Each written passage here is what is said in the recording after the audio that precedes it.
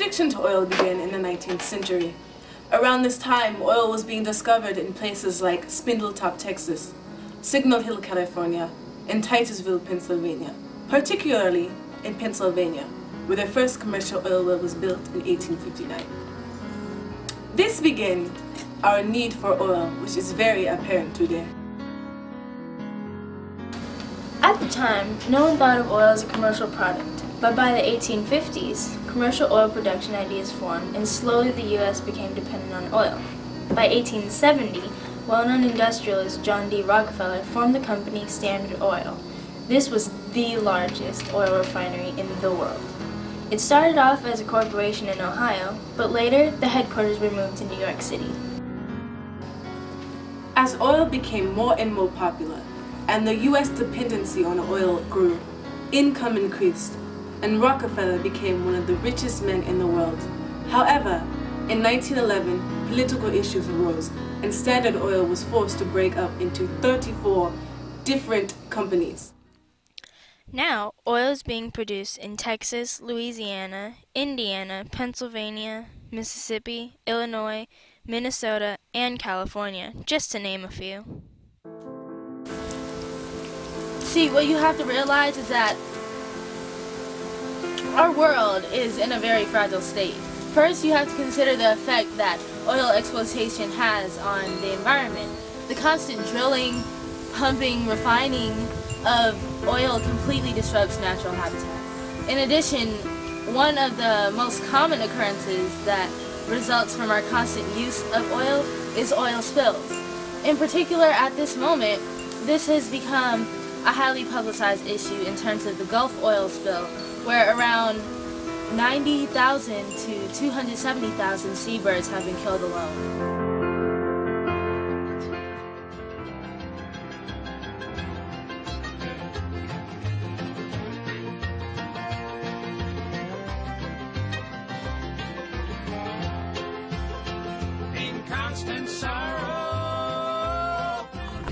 I live in Louisiana, been here all my natural born life.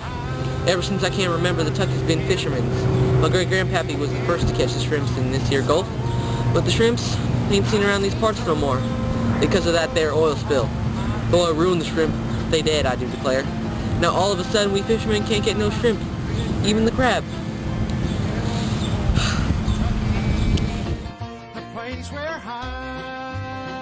It's just 'cause now the missus, Billy, Tucker, and Little Ken Jr., you know, I just can't support them all. I lost my pickup truck, my goat, my buffalo, my food, everything but my here family.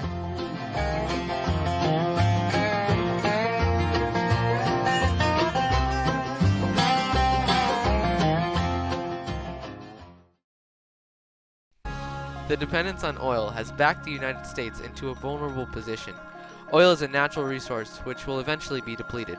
This unavoidable event will leave the U.S. exposed to many possible political and economic issues. Daily life in the United States would completely come to a halt. The production of common items such as plastics and household appliances would cease to exist. In the future, the American way of life would be devastated. Experts estimate the date in which oil reserves will dry is in our near future. So, if that is where we will be if we continue at this rate, what can we do to prevent this? Reduce our use of oil, of course. So what products use oil? Plastic. That means we need to reduce our use of plastic. That's simple. Use reusable grocery bags. Use reusable water bottles. Recycle.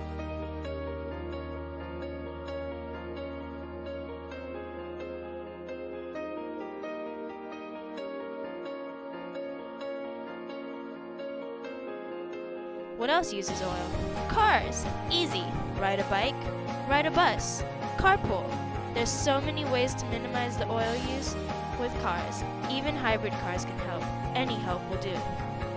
When you use electricity, it all ties back to oil. Your water heater, that uses oil too. How can we fix this? Turn things off when you're not using them. Minimize your energy use and be conscious of what you're doing. Alternative energy resources could even help. There's that solar panel craze that's big with the celebs, but If they just use them, that won't help. Every one of you has to contribute, and even you can do something. This oil crisis is not just about energy and recycling, though. There are other issues like the Gulf oil spill. Because of the U.S. dependency on oil spills are occurring and killing hundreds of thousands of animals. But how can you help in this situation? Donate your hair. Hair is used to absorb oil in the oil spills. You can even donate money and supplies to the oil spill relief.